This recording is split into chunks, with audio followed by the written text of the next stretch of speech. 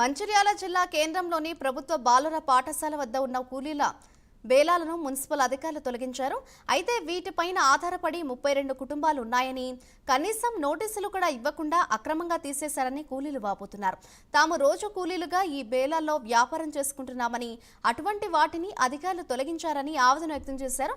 గతంలో ఎవరూ కూడా తమని ఇబ్బందులకు గురి చేయలేదని, కేవలం కాంగ్రెస్ అధికారంలోకి వచ్చాకే పేదలపై తమ జులుం చూపెడుతున్నట్లు అధికారులపై వారు ఆగ్రహం వ్యక్తం చేశారు.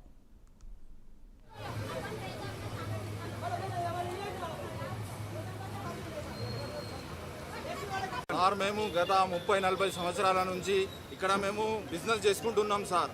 ఏం బిజినెస్ అంటే బ్యాగుల దుకాణం. మాది ఇల్లీగల్ బిజినెస్లు కావు సార్ ఇవి. బ్యాగుల దుకాణం, చెప్పులు కుట్టుకునేటోళ్ళు, మరి మన సలూన్ దుకాణం, అన్ని దుకాణాలు ఇప్పటి నుంచి కాదు సార్. మేము 30-40 సంవత్సరాల నుంచి నడిపించుకుంటాం. మేము చిన్న డబ్బాలు వేసుకొని. టీఆర్ఎస్ ప్రభుత్వం వచ్చిన తర్వాత కలెక్టర్ హయాంలో ఇది వేసినాయి సార్ ఈ దుకాణాలు.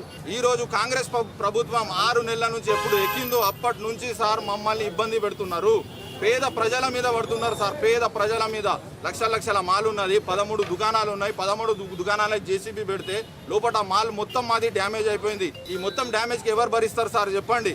మరి మేమేమో పేద ప్రజలం సార్. మేమే కోట్లు లక్షలు సంపాదించి బిల్డింగ్లు కార్లు లేవు సార్ మాకు. రోజు కూలీ కోసం పని చేసుకుంటాం సార్. డైలీ 500, 300, 400, 32 కుటుంబాలు దీంట్లో బతుకుతున్నాయి సార్. చిన్న పిల్లలు ఉన్నారు. స్కూల్ ఫీజులు కట్టాలి. ఎట్లా సార్ ఇది? సార్ మేము గత 30-40 సంవత్సరాల నుంచి ఇక్కడ మేము బిజినెస్ చేసుకుంటున్నాం సార్.